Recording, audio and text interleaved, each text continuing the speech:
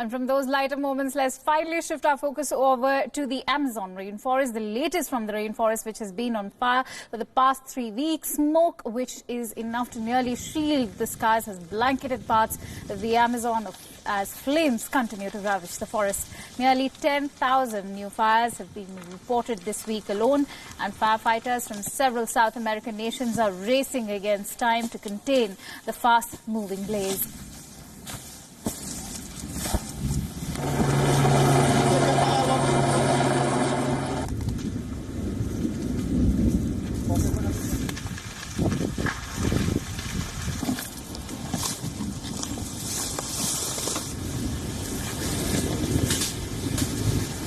Então a gente tem que preservar o correto, a quantidade certa. Eu acho que o governo tinha que dar uma atenção para os pequenos produtores, priorizar mais as reservas, cuidar das reservas, que é onde que o pessoal mais faz as coisas ilegais, né?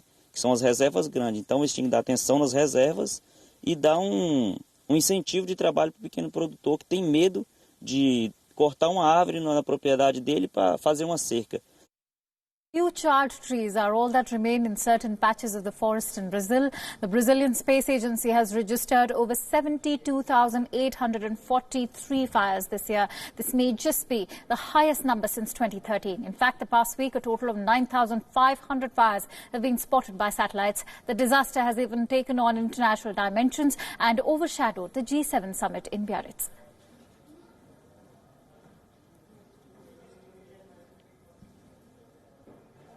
And so it is no surprise why international leaders, while attending the G7 summit, have agreed to provide financial aid to help fight the Amazon wildfires. But Brazilian President Jair Bolsonaro is not happy.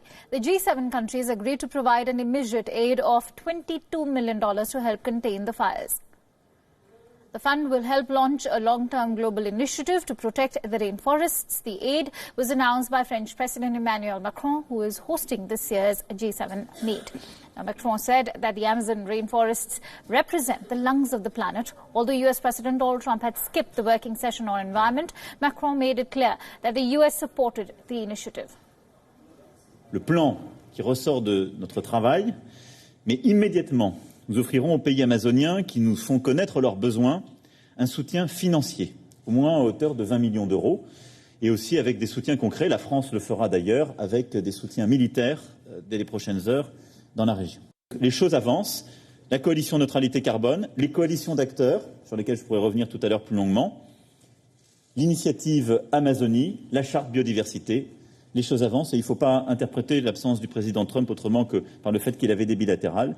Mais les États-Unis sont avec nous, aussi bien sur la biodiversité que sur l'initiative amazonienne. Et on sait où ils sont sur l'accord de Paris.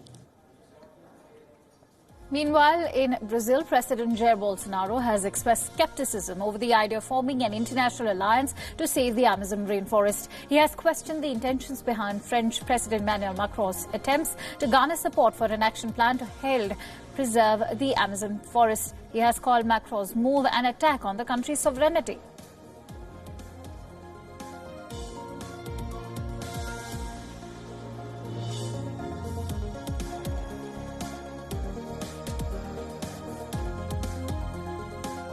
Será que alguém ajuda alguém? A não ser uma pessoa pobre, né? Sem retorno? O que está de ouro da Amazônia? O que eles querem lá? But on the other hand, Bolsonaro's Environment Minister, Ricardo Salles, has welcomed the financial aid from G7 nations. However, striking a balance, he said that irrational policies from previous governments were to blame for the forest fires. Acho excelente medida, é muito bem-vindo. Queria aproveitar, inclusive, e lembrar que desde 2005 o Brasil tem cerca de 250 milhões de toneladas de gás carbônico, de MDL, Mecanismo de Desenvolvimento Limpo, para receber.